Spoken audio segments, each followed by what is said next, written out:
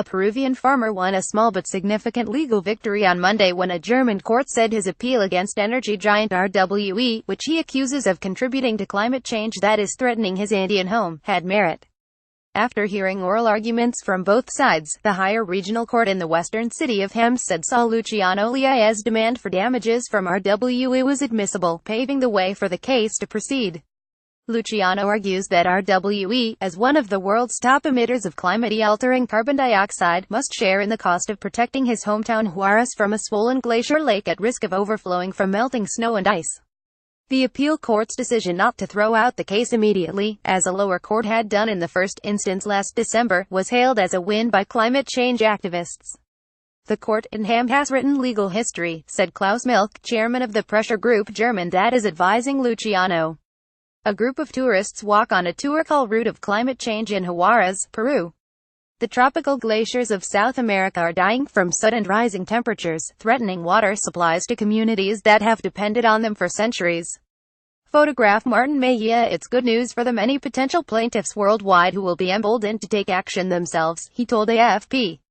The Hamm court said it would give both sides until the 30th of November to provide further arguments before deciding on the next steps, but that it was likely the case would proceed to hearing evidence. After the decision, RWE reiterated its view that the complaint was not acceptable and was even unjustified, arguing that a single company cannot be held liable for specific consequences of climate change. A lower court in the German city of Essen, where RWE is based, initially found that the lawsuit against RWE was unfounded. Luciano, who is also a mountain guide, was all smiles as he left the court building. German media have likened his fight against RWE to a David versus Goliath battle. I would like to return home to the mountains and tell the people that I was able to do something for them, the father of Twa told reporters ahead of Monday's hearing. Luciano wants RWE to pay €17,000 $20,000 to help pay for flood defenses for his community in Paris' northern Ancash region. The 37-year-old also wants the German company to reimburse him for the €6,384 he himself has spent on protective measures. Luciano bases his claims on a 2013 climate study which found that RWE was responsible for 0.5% of global emissions since the beginning of industrialization. He says this makes the firm at least partly responsible for his plight. RWE, Germany's second-largest electricity producer, has long insisted the Peruvian's case has no legal basis.